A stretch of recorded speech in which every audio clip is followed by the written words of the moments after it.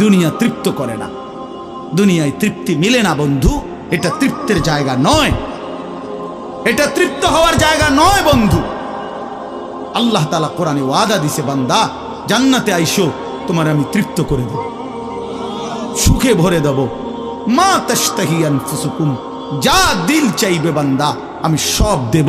তোমার চাওয়া শেষ হইলে ওয়ালাদাইনা মাজিদ, আমার কাছে আরো অগণিত আছে কোটি কোটি নিয়ামত, যেগুলো তুমি নামও জানো না, চিনো না বান্দা। তুমি চাও নাই, আমি আল্লাহ নিজের থেকে আরো কোটি কোটি দেব। তুমি জান্নাতে আসো, তুমি সবর করো, অপেক্ষা করো। আল্লাহ আমাকেও বুঝার তৌফিক দান করেন, সবাইকে বুঝার তৌফিক দান করেন। কষ্ট করে ভাবেন, নিজের ফিকির করেন, নিজের ভালো নিজের কল্যাণ ভাবতে শিখেন। আমি যে আয়াতগুলো পড়ছি এবার তর্জমা শুনেন। আল্লাহ তাআলা বলছেন এই পৃথিবী একদিন শেষ হবে, হাসরের মাঠ কায়েম হবে, মানুষগুলোর দুইটা অবস্থা হবে, কিছু আমার প্রিয় বান্দা হবে, কিছু নাফরমান বান্দা হবে।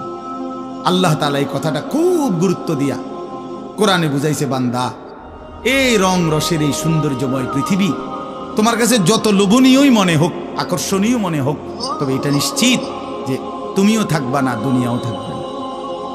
এই কথাটা মনে রাখো বান্দা। এটা যদি মনে রাখতে পারো তো জিন্দেগি সুন্দর হবে, জীবন সুন্দর হবে।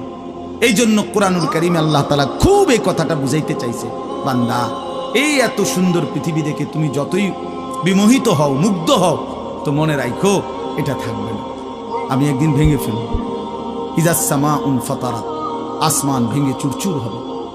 বা ইদাল কাওয়াকিবুন তাসারাত, তারকারাজি খসে খসে পড়বে, পাহাড়গুলো উঠতে থাকবে তুলার মতো। ওয়া তাকুনুল জিবালু কাল ইহনিল মানফুশ ওয়া বুসাতিল জিবালু বাসসা, পাহাড়গুলো তুলার মতো উঠতে থাকবে, সাগর নদীর পানিগুলো টকবক করে উতরাইতে থাকবে।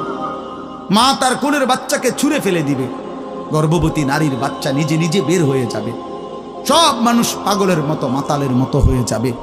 ইসরাফিল ফু দিবে, জমিনের মধ্যে ভূমিকম্প শুরু হবে, বিকট শব্দে আওয়াজ হবে।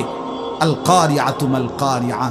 আল্লাহ তাআলা এই কথাগুলো বহুভাবে বহু আয়াতে বুঝাইতে চাইছেন, বুঝাইয়া বলছেন, বান্দা একদিন তুমিও শেষ হবা, আমার এই সৃষ্টি জগৎ শেষ হবে, হাসরের মাঠ কায়েম হবে।